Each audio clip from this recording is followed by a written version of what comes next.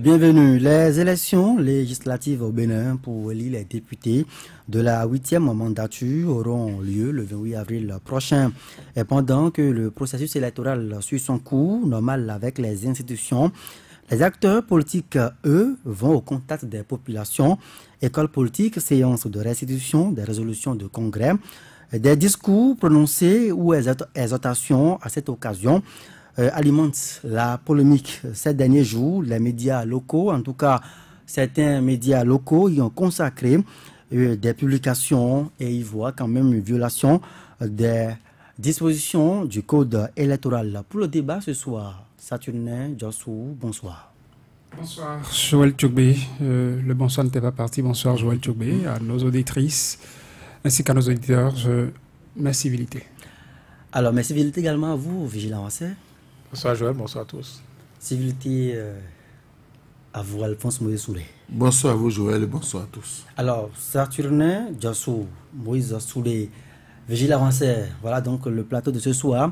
Vigilant Wassé, que se passe-t-il au Bénin en ce moment même où beaucoup de langues parlent d'une fièvre électorale avant même l'heure?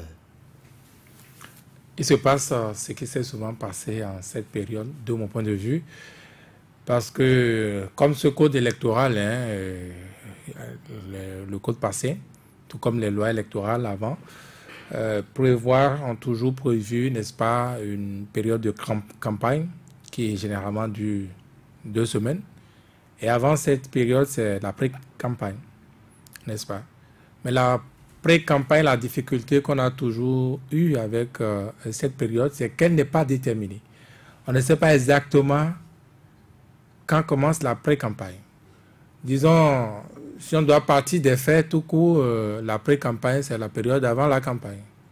Mais la période avant la campagne, qu'est-ce qui est autorisé pendant cette période? Qu'est-ce qui n'est pas autorisé? Ce n'est pas très clair. Il est clair que, disons, ce qu'on observe aujourd'hui, là, c'est là où je peux vous donner raison, donner un peu raison à ce que vous répétez. Il est clair que, disons, ce qui est admis, clairement admis, et donc n'est pas autorisé en dehors de la période de la campagne, c'est la propagande. Or, il se trouve que, pour dire clairement les choses, il y a comme un camp politique qui a de la matière et qui fait régulièrement de sorties par 7 ans. 7 ans d'après, disons, vote de la loi sur le système partisan, donc une nouvelle charte des partis politiques, un code électoral avec des effets induits, à savoir la refonte, n'est-ce pas, des partis, ce que d'aucuns appelaient des blocs, avec d'autres attributs que ce qu'on connaissait d'habitude. Et donc, avec cette nécessité, ce besoin, n'est-ce pas, de descendre sur le terrain pour pouvoir informer les populations de ce changement. Comment, n'est-ce pas, s'adapter et à la loi et à cette nouvelle donne? Je crois que c'est là toute la difficulté, si bien qu'aujourd'hui, oui, on a un nouveau logo, le nom du parti a changé, beaucoup de choses ont changé. Il faut aller le dire aux électeurs, aux militants, à la base. Mais quand vous faites ça, c'est exactement de la propagande. Si bien que vous comprenez que, même si ce n'est pas encore décrété la campagne électorale, on est déjà en campagne, ce qu'on appelle la campagne précoce. Alors, Saturnin Djossou, ce que Vigile Wassé appelle la propagande est quand même dénommée comme séance de restitution de grandes résolutions issues des congrès qui ont vu naître ces partis, notamment de la mouvance. Ceux qui parlent de séance de restitution ne sont pas sans connaître les dispositions qui régissent la tenue d'une élection, ne sont pas sans connaître ce que dit le code électoral en la matière. Et ce serait pousser loin le constat, ce serait permettre la flagrance que de ne pas trouver un générique qui engloberait l'acte qu'ils sont en train de poser et qu'ils savent pertinemment comme étant non pas qu'une restitution, mais une campagne qui a commencé. Peut-être que actuellement, ça a pris une envergure. Envergure pourquoi? Parce que sous l'ancien régime, Boni Yayi, c'était un président qui était en exercice et qui jouit de ses attributs de président de la République.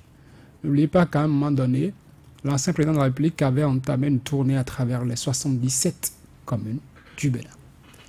Il était dans son rôle, disait-il, de président de la République. Il allait au contact des populations. Il n'y allait pas forcément avec des logos, ou le logo précisément, des forces Cori pour un Bénin émergent, qu'il montrait aux populations comme pour dire, voilà ce qu'il faut choisir quand vous serez dans l'isoloir le jour du scrutin. Parce que oui, il est arrivé au pouvoir. Oui, il avait, lui, eu le temps de faire connaître son logo et son parti. Et que oui, il était au pouvoir. C'était plus facile. Cela ne l'empêchait pas de se déplacer dans une localité du Septentrion, par exemple, que je ne voudrais pas nommer, alors que les législatives arrivent et qu'il s'entoure, parce que c'était la stratégie, s'entourer des candidats ou des potentiels candidats de sa liste. Quelques adversaires, pourquoi pas, avec qui il était en de bons thèmes. Je me rappelle celui-là qui est cadre hein, dans l'appareil, dans l'administration d'alors, qui était candidat sur une autre liste. Et parce qu'il était dans l'administration, il fallait qu'il se retrouve sur un lieu où se rendait l'ancien président de la République. Et l'ancien président de la République, ayant constaté qu'il était là, lui, candidat dans la circonscription électorale, l'appelle. Il arrivait au micro et le président lui demandait, l'ancien bien évidemment, de dire aux populations qui étaient là, quelle est la liste qu'elle devrait choisir le jour des législatives. Et l'autre étant cadre dans l'administration, étant aux côtés du président de la République, étant candidat sur une liste, a dit aux populations que le jour du scrutin, il faut voter pour la liste du président de la République et ne pas voter pour sa propre liste. Voilà par exemple comment de façon insidieuse, quelqu'un qui est en position de force pourrait conduire ses adversaires, pourrait les soumettre. On peut dire que la réponse est mal choisie. La réponse? Vous pouvez juste dire que les populations, le jour du scrutin, votent pour une liste qui les convainc. Voilà. Et vous pensez qu'après, au départ du président de la République, leur République, conscience. vous pensez qu'au départ du président de la République, il va garder. Vous savez tous que le président d'alors avait dit avant de l'inviter, il lui a dit, je t'ai fait connaître des postes, je t'ai fait l'ascension que tu as connue dans l'administration, c'est moi. Tout ce qu'il te reste peut-être, c'est d'être nommé ministre. Je t'ai fait parvenir, ou je t'ai fait parvenir jusqu'à un poste de directeur de cabinet, par exemple. C'était qui Il a pas fait l'autre Ne m'amenez pas à devoir sortir de là. Non, mais c'est du passé, c'est pas grave. Elle lui avec assurance. Elle lui disait tout ce qui te manquait, on a envie de savoir de tout ce qui te manque à présent, Mhm. c'est d'être ministre de la République. Et je suis capable en quittant ici de dire que désormais Joël Tchoué, tu es ministre de la République. C'est donc à moi vous pariez. Alors que vous êtes candidat pour les législatives sur une autre liste, une liste qui se réclame étant une liste voisine de la liste du président de la République. Dit, maintenant, venez. Dites aux populations quelle est la liste qu'elles vont choisir le jour du scrutin. Et allez devenir au micro pour dire, votez pour la liste. Non, c'est une mise en scène. Ils avaient bien planifié leurs choses. Non, Si tu m'appelles comme ça, mais moi je dis, c'est ma liste. Sinon, je ne suis plus candidat. Vous seriez à sa place de là, vous verrez demander. Peut-être en se retranchant d'ici, il y a certains confrères, quand ils seraient en train de m'écouter, seraient en train de sourire, je vais vous demander d'aller sur les traces. Donc lui, c'est ce qu'il faisait. Il avait le temps de faire connaître son logo, son parti et tout, et il faisait les pressions. Au détour de cette tournée. Au détour de cette tournée. Il l'était. Donc la propagande était noyée, déguisée. Oui, c'était ça. Des activités gouvernementales. Ce n'est pas une invention de l'ancien régime, en tout cas de l'actuel régime, je vais dire. Aujourd'hui, qu'est-ce qui fait que de façon flagrante, on va à ce genre de séance appelée séance de restitution et on est obligé de distribuer des logos aux participants, des logos qui sont brandis. Qu'est-ce qui fait qu'on voit des élus, des députés à l'Assemblée nationale se mettre en chemise au logo de leur parti politique, nouvellement créé, soit dit en passant, alors qu'ils savent qu'en principe, eux qui sont à l'Assemblée nationale, qui ont voté ce code, ils ne diraient pas qu'ils ne savent pas que ce n'est pas un acte qu'ils doivent poser en ce moment précis. C'est parce que eux, le parti vient d'être créé. Il faut un temps pour que les populations s'approprient. Donc, le logo se familiarise avec le logo, l'hymne du parti, et les 2 semaines que dure, sinon les 15 jours que dure une campagne électorale au terme du code électoral, ne sont pas toujours suffisants, ces jours, pour que ces populations, pour qu'ils soient sûrs que les populations savent, ont approprié ce geste, qu'elles doivent, en tout cas, qu'elles sont appelées, exhortées à poser. Et c'est cette crainte-là qui justifie la propagande avant C'est cette crainte qui justifie la propagande, je dirais. N'oubliez pas que, moi je sors cet exemple qu'on souffre que de m'entendre le dire, que la chaîne qui nous montre la chose le plus soit la télévision nationale. Parce que j'ai parlé de montrer. Depuis quelques jours, pour ne pas dire quelques semaines, si l'ORTB, la télévision nationale, commence une édition, faites attention au premier élément qui passe. À défaut d'être un élément activité du président de la République. Ce qui est normal. Ce qui est normal, est-qualité. Ce qui est normal. Pourquoi vous dites que c'est normal? C'est le président de la République. Ça dépend de l'importance de l'actualité. Mais ce n'est pas vous qui... C'est pas vous qui dites... je suis désolé. Voilà, la priorité des éléments... Je suis désolé. Non, je vais ces choses-là à la radio. C'est pas normal. Là-dessus, permettez que je revienne Virgile. Parce qu'il a dit qu'en tant que président de la République, ces activités doivent être couvertes. Il n'est pas dit dans l'organisation de la rédaction de cette chaîne-là que c'est forcément par là qu'il faut ouvrir le journal. Ce qui n'est pas interdit est permis, non, Saturnin Diassou. Quand vous vous rendez compte... Comme ce n'est pas interdit. Non, professionnellement parlant, à un moment donné, vous prenez du recul pour me dire qu'il y a quand même tel fait de l'actualité qui est majeur et qui pouvait passer avant l'essentiel et qu'on passe l'activité du président de la République et qu'on lui accorde le temps que doit avoir l'élément. Si on ne le fait pas, on se pose la question. Donc depuis peu, depuis quelques jours, depuis quelques semaines, sur la télévision nationale, je ne suis pas en train de faire le procès. Le nom de moi, je ne suis pas moi-même donneur de leçons dans ce sens-là. Ce n'est pas du tout l'intention. Si ce n'est pas un élément qui parle d'activité du président de la République, qui ouvre le journal, c'est que vous entendez restitution du congrès de tel parti. Si ce n'est pas progressiste, c'est que c'est républicain. À un moment donné, j'ai suivi un journal, moi j'ai fait le rapprochement, je me suis dit, désormais, peut-être, cette chaîne est en train de nous faire savoir que les activités des partis, blocs du président de la République, qui soutiennent le président de la République, sont prioritaires par rapport à d'autres. Parce que je suivais par exemple à 20h, je m'éternise un peu peut-être là-dessus, on ouvre un journal par une activité du président de la République. Et dans le même journal, on a passé une activité du président de l'Assemblée nationale du Bénin. Il avait reçu en audience ce jour-là, pour ceux qui ont suivi, un sénateur qui était venu. Le sénateur haïtien. Qui était au Bénin. 10 janvier, il était venu quand même, courtoisie, il faut rendre visite au président de l'Assemblée nationale. À l'ouverture du journal, en tout cas dans le même journal, on a passé les 2 activités. Président de l'Assemblée nationale, 2e personnalité de la République.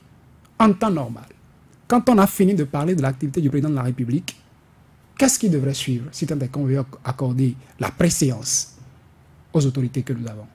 C'est qu'après l'élément du président de la République, qu'on ait l'élément, l'activité du président de l'Assemblée nationale. Mais non, ça n'a pas été le cas. Quand on a parlé de l'activité du président de la République, on a passé meeting juste après, meeting de restitution d'un parti, d'un bloc soutenant le président de la République. On a fini de passer ça.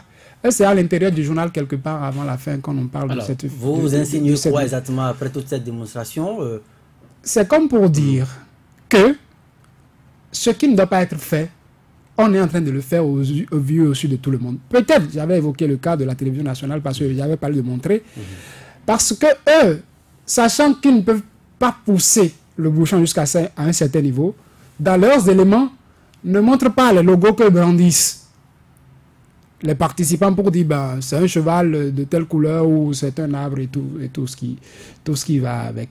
Eux ne montrent pas cette partie. Mais sur le terrain, sur les images qui sont relayées sur les réseaux sociaux, vous voyez que des images, des logos sont distribués à des participants qu'ils brandissent. C'est que les gens montent des logos pour leur dire c'est le logo qu'il faut choisir. Et donc, parce qu'on ne peut pas, on n'est pas encore dans la période de dire, bon, votez pour X, votez pour Y, voilà le logo, on ne montre pas ça encore. Mais c'est ce qui se fait sur le terrain actuellement. Alors, par des gens qui ont voté même le code électoral, qui savent que c'est interdit donc, et qui le font, et qui ne sont pas interpellés, qui ne sont pas punis pour ça. Ce qui voudrait dire que le faiseur de la loi viole donc allègrement la loi.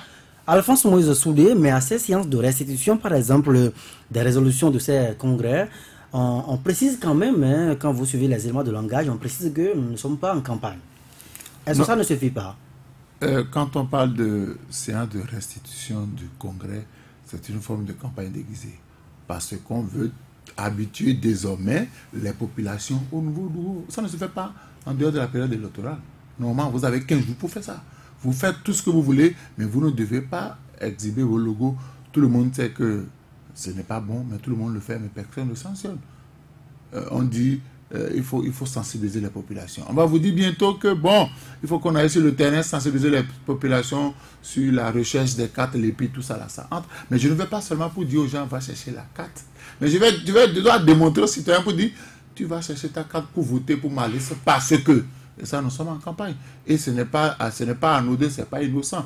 Vous savez, tout le monde fait la chose, mais quand vous êtes au pouvoir, vous avez plus de priorités. Vous avez d'autres stratégies. Quand on va dire, par exemple, qu'un ministre descend sur le terrain pour faire de la sensibilisation par rapport à son ministère, il ne va pas faire cette sensibilisation-là sans parler quand même des difficultés. Il ne va pas faire cette sensibilisation sans dire aux populations, si vous voulez que nous améliorons les choses, c'est de nous donner la majorité à l'Assemblée nationale pour que nous puissions voter des lois qui vont améliorer vos conditions de vie. Ça, il vous dira qu'il est dans le cadre de son travail, mais c'est une forme de campagne électorale déguisée. Donc ça se fait et personne ne dit. Moi, ce qui m'embête un peu, c'est que les organes de presse qui maîtrisent les principes en la matière relaient à longueur de journée. Tout le monde sait que quand on dit restitution, c'est une forme de campagne. Non, ils ont dit restitution, ils n'ont pas dit campagne. Non, c'est une forme. Restitution des résolutions. Et les propos que relaient ces organes ne sont pas des propos de campagne.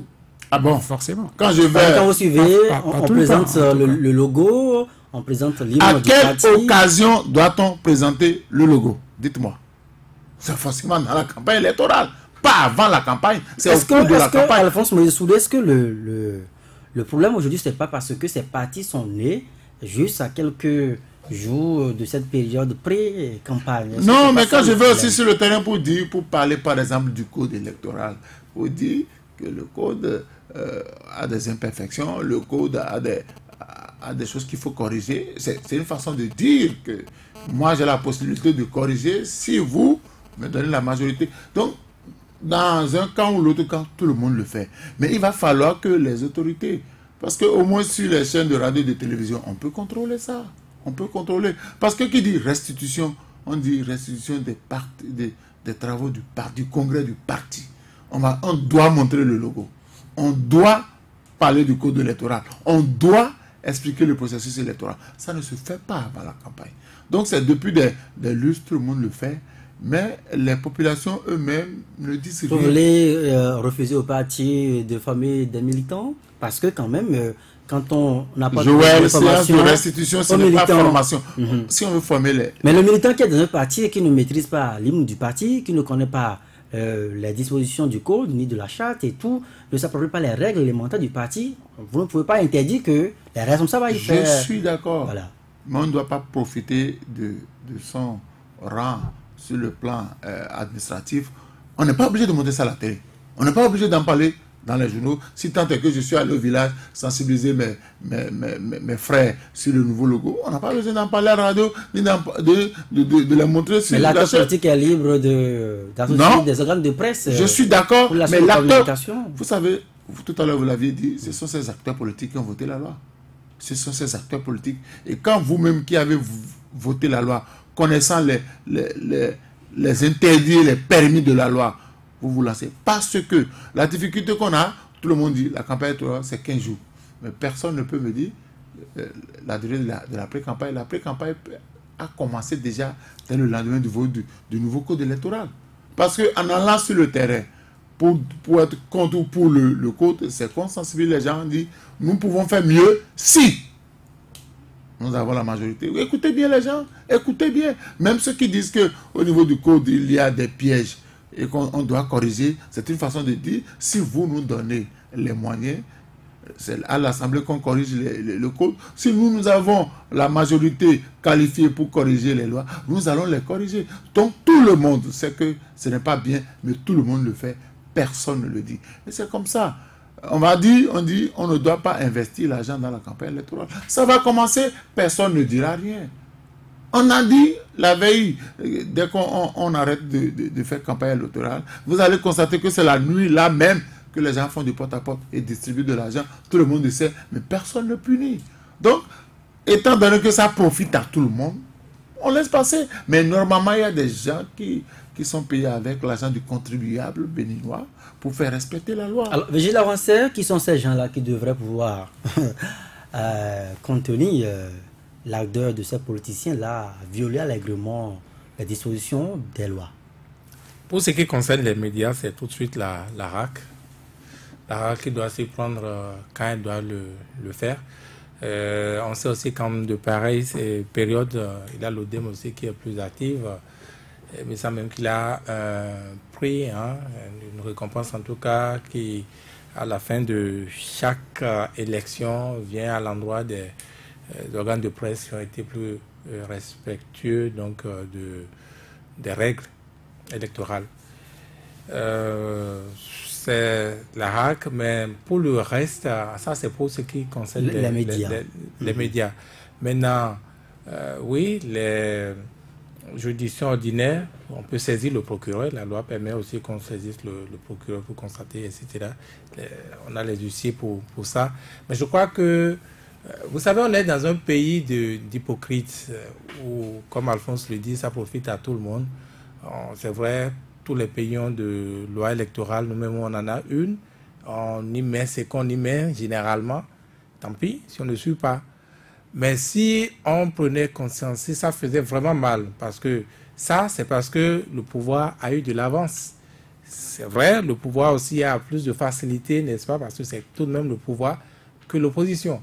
Si l'opposition s'était bien entendue sur sa liste unique, avait déjà son logo, peut-être nouveau, elle aurait aussi senti le besoin de descendre sur le terrain, de faire la même chose. Peut-être qu'elle serait aussi en train de faire la même chose. Mais l'opposition multiplie de plus en plus des sorties. Alphonse a fait allusion il y a un instant à ces discours, genre le code, c'est un code le plus pire, ou bien le pire code qu'on a eu sur le continent et tout, que ça voudrait dire peut-être qu'également c'est une campagne. Non, le lancée code, comme ça. Le pire code qu'on ait, c'est pas une campagne. C'est vrai qu'on peut dire que les premiers artisans sont le BMP. C'est si on veut aller trop loin de mon point de vue. Mais oui, on va réviser certaines lois, donner la majorité. Ça peut, je suis d'accord avec lui, friser la campagne de la propagande, oui, précoce. Donc, je pense que quand j'ai poussé les réflexions loin, si c'est que ça gênait vraiment. Dans une démocratie, c'est un problème qui se pose tout de même depuis des élections. Ce n'est pas seulement ces élections. Hein. Je peux même dire que c'est presque légitime pour cette fois-ci. Parce que c'est pour la première fois, ou presque, bon, mis à part peut-être, disons, 91 à la sortie donc, de la conférence nationale avec les premières expériences électorales. Donc, les gens n'étaient pas forcément habitués au logo des nouveaux partis, etc. etc. C'est la première fois qu'il a eu... pardon? Je disais qu'il y en avait tellement. Oui, il en avait tellement. Et c'était le début aussi. Mais cette fois-ci aussi, c'est presque un autre recommencement. On est dans un autre recommencement, donc c'est vraiment de nouveaux logos. Chacun, selon sa position, devait pouvoir savoir, mais quand ça a changé là, c'est désormais quoi? On avait l'habitude de prendre, je ne sais pas, la jarre trouée par exemple. Désormais, la jarre trouée, c'est mieux en quoi? C'est désormais la jarre bouchée? Non, c'est le barbare, si on va suivre les choses. Donc, c'est un peu ça. Il a cette nécessité-là, effectivement, de propagande. Est-ce qu'une semaine, ça suffit? En plus, nous sommes mais est-ce que, Est-ce qu'on peut, dans ce contexte-là, aller restituer les résolutions sans pour autant tomber dans la propagande? Oui, mais vous savez que les politiques, c'est vous qui posez la question, les politiques sont les pires tricheurs que la terre a dans ses entrailles. Les politiciens, le politique veut chercher, veut avoir de l'avance sur son vis-à-vis. Et donc, c'est comme ça. Même ceux qui sont aujourd'hui opposition, s'ils étaient là, ils feraient la même chose. Je ne dis pas que c'est pour ça que ça doit continuer. Mais nous, notre rôle, c'est de dénoncer. C'est d'en parler. Et nous en parlons. Donc, c'est cela. Il ne peut pas aller sur le terrain sans faire de la propagande. Il n'a rien à faire. Sans aller contre les lois qu'ils ont eux-mêmes votées. Et ça va toujours se passer comme ça si, comme je disais tantôt, on ne prend pas le problème à bras le corps. Je ne sais pas si l'expérience existe dans d'autres pays, mais puisqu'on a des juges spécialisés en corruption, ceci, cela, je crois qu'on peut en avoir qui sont spécialisés dans les délits ou les infractions en ce qui concerne les élections. Je crois que une telle chose, une telle option, par exemple, contribuerait à corriger la chose un peu comme pour le volet économique, on en est ardent à ce qu'on ait une cour, n'est-ce pas? Vous voulez qu'on crée une cour non, je ne vais pas dire une cour. Même si c'est un juge peut-être ad hoc. Hein, peut-être un observatoire. Oui, mais ça va être vraiment au tribunal. La spécialisation des juges également voilà. pose un problème actuellement. Oui, en matière d'élection, pour punir ces gens de dérive. Mais comme ils sont tous des profiteurs selon... tout le monde est coupable. Oui, tout le monde est coupable et tout le monde veut avoir de l'avance. Est-ce qu'ils vont y arriver? Est-ce qu'ils vont faire de telles options? En tout cas, pour moi, c'est des réflexions qui sont à jeter et il faut les approfondir. Alors, Saturnin Diassou, selon donc toujours les médias locaux au Bénin, les institutions habilitées à pouvoir sanctionner sont passives devant donc la violation des dispositions. Alors, vous en pensez quoi? Parce que oui, qu'on le veuille ou pas, on a parlé d'institutions. Avant l'actuel régime, il y avait quelqu'un qui parlait de la complicité entre les institutions. Ça n'a pas d'aujourd'hui, au fait. Il y a certains mots qui sont dénoncés, il y a certains procès qui sont faits au régime de Patrice Talon qui ne sont pas d'aujourd'hui. Peut-être parce que on dira que dans l'ombre de l'ancien président de la République se cachait, entre autres, cette télécommande. Et la télécommande de l'ombre à la lumière ne peut que, même si elle fait l'effort de vouloir prouver que c'est différent, que c'est la rupture et autres, à un moment donné, c'est comme dirait chasser le naturel. Il revient au galop. Lorsque c'est vous qui, on disait à l'époque, êtes l'essence de ce qui se passait. Lorsque vous êtes, on dit de vous que vous étiez le coach de ce qui arrivait et que vous passez, vous quittez le banc de touche, vous entrez sur le terrain, vous appliquez entre autres les recettes d'hier que vous avez prescrites et qui ont fait que vos conseils ont eu les effets escomptés. Donc, on avait au pouvoir quelqu'un qui nous parlait de complicité des institutions. On en a parlé par le passé, qui a créé un creuset qui réunissait les présidents d'institutions de la République. Et quand on est dans cette logique, hier comme aujourd'hui, d'accompagner le pouvoir, de faire à ce qu'aboutissent les intérêts du pouvoir, et qu'on constate que ceux qui profitent le plus de ce qui est dénoncé comme abus sont ceux proches, je ne dirais pas du pouvoir directement, proches, pour rester plus élégant, de ce pouvoir-là, on garde un silence complice, qui devient coupable par la suite. Parce qu'on sait que si entre-temps, on s'attaquait à un acte, qu'il soit isolé ou pas, de personnes n'étant pas proches du pouvoir, cela pourrait dire, ben, c'est comme on en parle encore aujourd'hui, parler de sélectivité de cette opération, de cette veille-là. Les autres enfants, vous ne dites rien. Et nous, parce qu'on a fait ceci, vous voulez vous attaquer à nous. Et Mais est-ce que Statuno Diasso, est-ce que il n'est pas temps qu'on puisse éprouver ces institutions, notamment que ceux qui se sentent un peu frustrés par ce comportement les éprouvent pour voir tout au moins la réaction? Est-ce que ça n'a pas été fait par le passé? Je ne pense pas que ce soit non. Les acteurs de la société civile, à l'époque, certains aujourd'hui actifs dans l'appareil étatique, ne manquaient pas de dénoncer ce qui se passait quand on entrait dans cette période dite de pré-campagne ou pas, en tout cas pas avant la campagne officiellement ouverte, et qu'on enregistrait ces gens de cas, étaient très actifs là-dessus, dénonçaient ce qui se passait. Mais ont toujours eu la sourde oreille quand ils le faisaient. Alors aujourd'hui, ils se retrouvent dans le même appareil étatique. Ils ont fait la mue, se sont mués en parti politique, en mouvement et je ne sais quoi encore. Ils utilisent la même recette qu'hier, disais-je, qui ont fonctionné. Et dans ces conditions, on se dit, bon, en face, pourquoi Vigile le disait, quand on le lit, c'est vrai que de façon flagrante, tout ce qu'on constate de plus en plus, ça vient des partis politiques soutenant le président de la République, le régime en place. C'est parce que, certainement, je ne dirais pas peut-être, les partis de l'opposition n'ont pas encore réussi à accorder leur violon, qu'on n'assiste pas encore de leur côté à cette recrudescence de propagande, je ne dirais pas à cette recrudescence de sortie, parce que vous avez mentionné tout à l'heure qu'il y a de plus en plus de sorties de partis de l'opposition. Remarquez que toutes les sorties, ou presque de l'opposition, se suivaient, se ressemblent. À toutes les sorties qu'on a eues, on a maintenu la volonté d'avoir une liste unique. Demandez-vous quand est-ce qu'il y aura finalement une sortie, on nous dira voici la liste, voici une liste unique. L'opposition se cherche encore. Toutes ces sorties de l'opposition sont symptomatiques, je dirais, du malaise qu'il y a en leur sein. N'empêche que ce n'est pas parce que l'opposition n'a pas encore dit, bon, on a une liste unique ou on n'a pas une liste unique, qu'on ne trouverait pas, pendant les sorties de l'opposition, des propos qui seraient des propos de propagande, des propos de campagne. Quand quelqu'un vient vous dire, par exemple, TST, je donne les initiales, vous savez ce que la personne met dedans. C'est-à-dire, votez pour tout le monde, sauf cette personne. C'est déjà des consignes de vote. Et il a dit qu'il n'y a pas de consigne de vote quand on n'entre pas, quand on n'entre pas. Dans cette période officielle de campagne, il n'y a pas de consigne de vote, on ne serait pas arrivé là.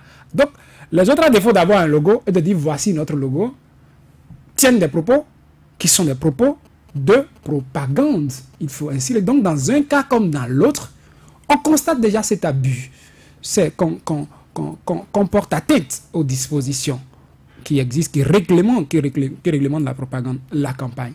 Même parce que peut-être dans un camp, on en abuse plus que dans l'autre, et que le camp dans lequel on en abuse est plus proche de ceux qui décident aujourd'hui, on garde le silence et on continue. Et je le disais, ce n'est pas d'aujourd'hui, ça s'observe. Ça s'observait hier. Et aujourd'hui, on a beau prendre la rupture. Je vous parlais des députés à l'Assemblée nationale qui se retrouvent à porter des chemises. Ce n'est pas un secret. Ce n'est un secret pour personne. Avec le logo de leur parti. Ce sont eux qui, à l'Assemblée nationale, ont admis les dispositions de ce code électoral. Mais sur le terrain, le font. Parce que certainement, quand on le fait, quand on sait que poser tel acte, c'est moi qui le dis, c'est un péché, c'est un crime, je l'appelle ainsi, et qu'on le fait, c'est parce qu'on est conscient, ou on est confiant que derrière, il n'y a pas d'appareil répressif. Derrière, il n'y a pas la répression, on ne saurait s'attirer la faute de X ou de Y. C'est pourquoi je parlais de silence complice et coupable. Alphonse Moïse Soudé, ça, tu n'es pas d'abus. Vous allez également profiter pour réagir sur cet aspect passif de la question par rapport aux institutions. Mais il parle d'abus. Est-ce qu'il fait allusion également à Boni Yahi qui avait quand même fait des tournées pour un peu couvrir? Est-ce que cette fois-ci, ce n'est pas parce que le chef de l'État lui-même ne sort pas et ne draine pas derrière lui les cadres, les sympathisants, que les deux blocs du chef de l'État sont plus exposés à la critique? Non, je crois, dans ce pays, nous avons vu des panneaux géants. On n'était pas encore en période électorale, mais personne n'a dit d'aller enlever ça. Personne n'a dit d'aller enlever ça. Ça, c'est un abus. Ce n'est pas parce qu'on n'en parle pas qu'il faut en profiter. Parce que nous avons l'obligation d'éduquer la génération montante. Mais ce que la loi interdit, nous le faisons. C'est vrai même que les sorties de Boni Yahi, c'est de la pré-campagne. on ne peut pas me dire le contraire. C'est de la pré-campagne. Autant les ministres du gouvernement, quand vous allez en week-end faire campagne de restitution avec voiture, plaque bleue, êtes-vous en mission pour le gouvernement? Êtes-vous en mission pour l'État? Quand vous allez en week-end avec plaque bleue, plaque rouge, êtes-vous en mission pour l'État? C'est l'État qui vous a envoyé faire campagne de restitution des résultats du congrès? Non, ça c'est un abus. On abuse des moyens de l'État et personne ne dit rien. Puisque c'est nous qui payons les impôts pour qu'on puisse ravitailler ces voitures-là en carburant. C'est nous qui payons les impôts pour qu'on paye les chauffeurs qui vont conduire. C'est de l'abus, mais l'autorité ne dit rien. Et ça profite à tout le monde. Ça profite à tout le monde. Et quand ça va arriver comme ça, écoutez, Gilles l'a dit tout à l'heure, que la HAC prenne ses dispositions. Nous ne payons pas les taxes pour que, quand nous avons le droit d'aller sur la télévision nationale, c'est notre télé à nous, pour qu'on nous saoule avec des images qui ne nous apportent rien. Écoutez, je me rappelle au Sénégal. C'est à vous, ça Ça n'apporte rien. Mais non, écoutez, Il y a des cibles qui consomment quand même ces produits. Pardon? Il y a des cibles qui consomment ces productions, mais écoutez, ces reportages. Ce qui est national appartient à tout le monde. Et il y a que c'est l'État qui doit respecter normalement les lois. Il faudrait que chaque institution, Saturnin Djossou l'a dit, il y a une complicité passive. On sait que ce qui est fait n'est pas bon, mais on l'autorise. Ce n'est pas bon. Parce que... On ne l'a pas autorisé. On se tait, mais on ne l'a pas autorisé. Quand c'est interdit que je n'applique pas la loi, je me tais. C'est une complaisance, c'est une complicité passive. J'ai posé la question à Saturnin, pourquoi on ne prouve pas pour une part de bon ces institutions? Vous savez... C'est parce que également l'opposition, les autres profitent de Je vais silence. vous donner, Joël, si vous étiez directeur de la télévision nationale ou de la radio nationale, et quand vous interdisez de passer l'élément, vous allez subir la foudre. Saturnin Djossou a pris un exemple en début. Ce cadre-là n'avait pas le choix. Même s'il représente un autre parti, la façon dont il a été interpellé, la façon dont on a introduit l'interpellation, il n'avait pas d'autre choix. Parce qu'en répondant ainsi, il sauve sa peau, il sauve son fauteuil. C'est comme ça que ça se passe. Il y a des gens qui savent que ce n'est pas bon, mais ils sont contraints de le faire. Il revient aux organisations de la société civile, il revient à nous tous de monter au créneau, de dénoncer les hommes politiques. Moi, je ne dis pas opposition mouvante. Il faut dénoncer les hommes politiques. Les hommes politiques abusent. Vous avez l'impression que les OSC sont déjà engagés dans ce processus de dénonciation? Je n'ai pas encore entendu. Si on avait entendu, on n'aurait pas dit ça. On n'avait pas dit ça. Moi, je ne sais pas encore s'il y a des OSC qui dénoncent ces choses-là. Je ne sais pas. Je ne sais pas s'il y a des OSC qui peuvent dénoncer encore ces choses-là. Bon, elles sont fatiguées, puisque Saturnin a rappelé... Je ne parle pas de fatiguer. Leur expérience pas présente. Il y a des relations incestueuses qui se nouent et qui se dénouent. Il y a des relations incestueuses qui se nouent et se dénouent. Et ce qui fait que tout le monde est coupable, tout le monde se tait. Mais jusque à quand allons-nous nous taire? Non, c'est pas bon. C'est pas bon. Quand on vote les lois, j'ai dit, quand les députés peut-être sont en train de voter les lois, qu'on ait respecté ces lois ou bien qu'on les respecte, ça n'intéresse plus personne. Observez bien. C'est quand, au moment où on est en train de voter les lois, qu'il y a la fièvre, tout le monde veut suivre. Mais dès qu'on a fini, on a promulgué la loi, plus personne ne veille à l'application de la loi. Alors, quelle institution devait être garante de l'application? Mais c'est des citoyens qui doivent saisir pour dénoncer ces abus-là. Quelle institution, notamment, puisque peut-être d'autres citoyens, en vous écoutant, auraient envie de mais oui, on saisir. Peut, par exemple, saisir. Je parle du procureur qu'on peut saisir. On peut saisir le procureur, on peut peut-être... Par rapport aux médias, la HAC. On peut écrire à la HAC, on peut écrire à la Cour constitutionnelle. La loi elle-même a tout prévu. A tout prévu, donc. Parce que quand les gens prennent la loi, on ne voit pas... Au moment où, au cas où la loi serait violée, qu'est-ce qu'on peut faire? Personne ne veille à ça. Or, dans chaque loi, il y a ce principe-là. Donc, il faudrait que déjà, les gens dénoncent. Parce que si on ne dénonce pas, je dis, on a dit que l'argent ne doit plus être roi. Quelqu'un l'a dit, qu'on doit tout faire pour limiter l'utilisation abusive de l'argent dans la campagne électorale. Est-ce que vous savez que quand on loue les chaises, on dit occupé ou non occupé? Vous voulez louer 500 chaises, occupé ou non occupé? C'est en fonction du choix qu'on vous fixe le prix. Ça se fait dans quelle entreprise? Ah oui, c'est en fonction du choix. Parce qu'il y a des gens qui vivent de ça. Que je viens pour faire ma séance de restitution, il y a des gens qui ont la capacité de me remplir mes chaises.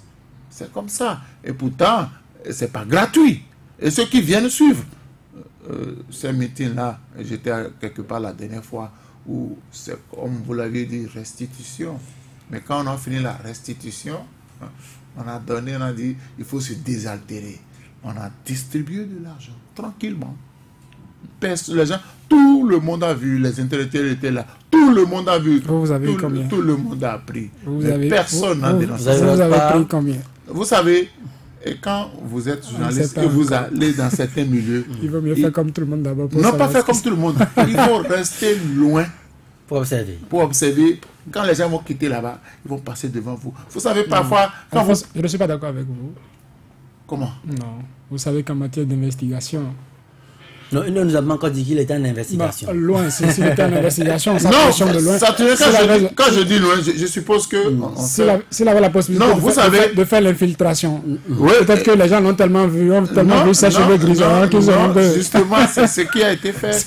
Et on a vu, j'ai vu clairement comme ça, on a sorti l'argent, on a dit, les gens ont pris, les gens étaient même contents, parce que c'est des gens qui ont mobilisé. On n'est pas encore à cette étape. Il faudrait que, tous autant que nous sommes, que nous puissions faire la veille citoyenne. Il faut que les hommes politiques apprennent désormais à respecter les lois. Parce que, vous savez, parfois vous êtes homme politique, c'est comme un ami qui me dit, il a fait quelque chose qu'on ne doit pas faire. Quand il est rentré à la maison, vous savez, la première personne qui l'a interpellé, c'est son fils. Pour dire, mais papa, tu nous dis de ne pas faire ça, mais tu as fait. Il n'a pas pu répondre. Il m'a dit, je n'ai pas pu répondre à mon fils. Donc quand nous posons les actes, il faut savoir qu'il y a une génération montante qui nous observe, qui dit, voilà les aînés qui instaurent des lois, on a voté des lois foison. Mais est-ce que ceux qui ont voté ces lois foison aujourd'hui suivent l'application qu'on fait de ces lois? Celui dont vous parlez certainement, c'est une personne vertueuse. Parce que vous savez que les autorités ont cette habitude d'éduquer leurs enfants ou leurs enfants ont certaines perceptions de la capacité de leur géniteur. Ça fait que quand un enfant d'une autorité sort et se retrouve en conflit avec quelqu'un d'autre, vous savez les premières phrases qui sortent. Est-ce que tu connais mon papa? Mon papa n'est pas n'importe qui.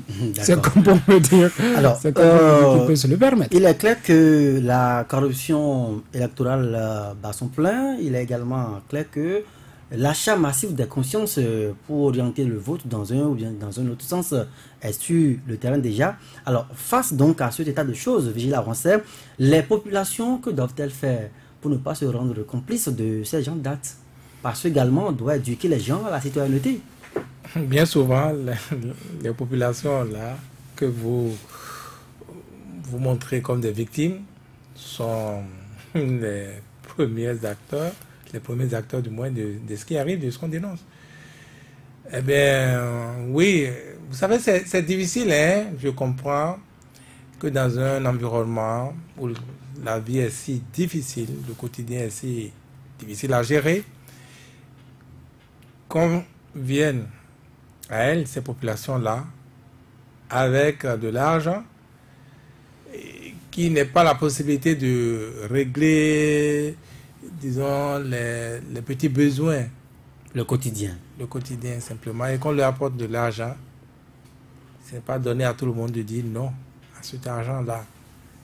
Il y en a même qui courent, qui cherchent, qui sont à la recherche, n'est-ce pas, de politique dans tel ou tel quartier pour, n'est-ce pas, vendre sa présence. Le cœur n'y est pas, mais on est là rien que pour cet argent qu'on prendra à la fin. Dans un contexte comme ça, en principe, la démocratie, ce n'est pas ça. Ce qu'on copie, je ne sais pas, vous suivez bien l'actualité à l'international, l'actualité de ces pays-là, le politique, c'est d'abord l'exemple. On le pourchasse les moindres fautes, n'est-ce pas? et on lui ressort ça. Et c'est entendu dans la population, l'entendement commun, que celui-là ne peut pas nous diriger. Celui-là ne peut pas occuper tel poste. Et vous tombez comme ça, du jour au lendemain. C'est ça dans les autres pays. Mais ici, ces populations, c'est elles-mêmes qui contribuent à construire ça. Je ne sais pas si vous avez l'occasion de faire un tour les matins chez les acteurs politiques. Eh ben oui, c'est des défilés. Il y a un fil d'attente. Mais oui, c'est des assistants sociaux. Mais en même temps, vous dites, bon, on sait bien que le gars, il fait quoi? Il est député, il est ministre. Si vous voulez qu'il aille chercher de l'argent, cet argent-là, qu'il doit distribuer à tout ce monde-là, ces personnes-là, c'est ce que vous voyez. Maintenant, le ministre ou le député ou le conseiller ou le maire, autant de cérémonies qu'il doit parcourir dans le week-end, autant d'enveloppes qu'il doit distribuer, où est-ce qu'il va trouver ça? Donc, vous voyez, les populations elles-mêmes ne sont pas loin de la faute. Les populations sont bien souvent elles-mêmes la faute. Et on doit prendre conscience qu'on ne peut rien changer, on ne peut rien exiger si les choses sont comme ça. C'est vrai que quand vous observez les choses, quand vous analysez, depuis quand le mal a commencé à ranger, vous vous dites, oh, ce discours c'est bon pour un soir à la radio, ça ne corrigera rien. Mais moi je ne le dirai pas. Je commencerai par dire déjà que, puisque le quotidien est difficile, puisque ce n'est pas sincère de dire cet argent, n'en prenez pas alors que vous avez des besoins que ça peut régler en attendant. Prenez, mais ne renouvelez pas ce contrat, n'est-ce pas, de misère. Ne renouvelez pas ce contrat de dépendance. Car mettons à l'esprit que le politique véreux, comme on disait pendant la révolution, les commerçants véreux, c'est de plus en plus des politiques véreux que nous avons, qui maintiennent les populations en dépendance pour continuer à occuper et pour continuer à occuper leur position.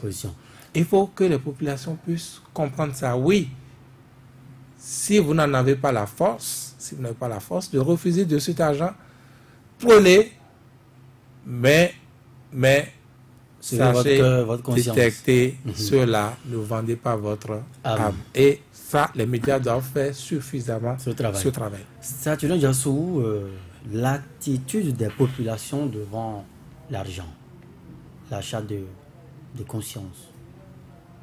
J'écoutais il y a quelques jours Virgile Arancès qui recevait la coordinatrice de Waneb Bénin, Maryse Glele Aranzo. C'est bien ça, c'est pas Aranzo Glele, c'est Glele Aranzo. Dire que les populations elles-mêmes, elles acceptent, elles prennent l'argent. Que le jour où elles vont commencer par dire non, ceux qui apportent cet argent, cette manne financière, n'en apporteront plus. Oui, c'est l'idéal. C'est bien de le dire ici. C'est bien, comme Virgile le disait tout à l'heure, de prendre un exemple des pays de l'Occident que nous avons. Mais nous n'avons pas les mêmes réalités. Le taux de chômage, le taux de pauvreté de la population, ce n'est pas le même dans notre pays que dans ces pays-là. Donc c'est l'état de nécessité, de besoin. C'est ça, qui explique cela. Vous n'avez pas trouvé à manger chez vous. Je touche du bois que ça ne vous arrive pas. Hier nuit, vous n'avez pas eu à manger. Et vous êtes dans l'incertitude, ce n'est même pas dans l'incertitude. Vous savez que le lendemain, quand vos enfants voudront aller à l'école, diront, papa, petit déjeuner, vous n'aurez absolument rien à leur donner. Et qu'en ce moment, un politicien passe et vous tend quelques billets, que ce soit de 500 francs, parce que vous n'en avez pas, même si on vous tend 500 francs. Vous n'allez pas respecter pour l'accepter. Mais vous prenez ça. Et même ces pays que nous prenons en exemple, c'est vrai que les électeurs, apparemment, puisque nous observons les processus électoraux de loin, ne prennent pas de l'argent chez les candidats. Mais n'oubliez pas que dans ces mêmes pays, les candidats, eux, deviennent des nécessiteux qui cherchent d'autres sources de financement de leur campagne électorale. Je ne voudrais pas citer Sarkozy qui a été cité dans plein d'autres affaires. Avec Kadhafi et bien d'autres en France et tout, et tout le reste. On peut en parler. Donc, dans chaque pays, chaque pays a cette nécessité. Ça dépend si c'est la population, les électeurs, ou si ce sont les candidats qui vont aux élections, qui en ont besoin. Chez nous, c'est ça, Vigile l'a dit. À défaut, quand les gens apprennent, vous en apportent, apprenez. Nous parlons des populations, même nous autres journalistes, quand même. Nous faisons partie de ceux que les hommes politiques pensent qu'il faut avoir comme amis, comme amis, et n'hésitent pas quand ils se retrouvent dans certaines conditions avec vous, quand ils sont sûrs que vous n'allez pas rechigner, que vous n'allez pas rejeter leur offre, vous disent bon allez Joël, bon on prend ça pour prendre du carburant, non, je vais plus dire ta moto parce que je souhaite que vous rouliez désormais. Que vous rouliez désormais, je souhaite que vous rouliez désormais à voiture. En avion. Vous avez changé, vous avez jet privé. Vous avez dit à la voiture? Ah oui, certainement, ça va venir. Bon, ça va venir, c'est encore futur. Certainement. En attendant, vous reprenez la moto que les autres ont volé. Non, pas du tout. C'est parti, puisque ça fait partie des cas d'insécurité également au Bénin. Donc, n'hésite pas à faire cette libéralité-là. Pour les électeurs, ce qu'on leur recommanderait comme Virgile, c'est quoi? Quand on vous apportera de l'argent, bouffez. Mais quand vous serez dans l'isoloir, faites le choix que vous allez faire pour sortir de cette précarité-là. Alphonse, en un mot. Vous prenez l'argent de ceux-là, vous les sanctionnez dans les urnes. Parce qu'ils vous rendent malheureux, ils sont en train de surfer sur votre malheur. Sanctionnez-les. Est-ce que ce n'est pas celui que vous avez donné l'argent? Merci à vous, Alphonse Moïse Soubé. Merci également à vous, Saturnin Diossou. Vigile Avancé, merci d'être passé opiné sur mon plateau ce soir. Vous retrouvez un autre animateur à cette position la semaine prochaine. À bientôt.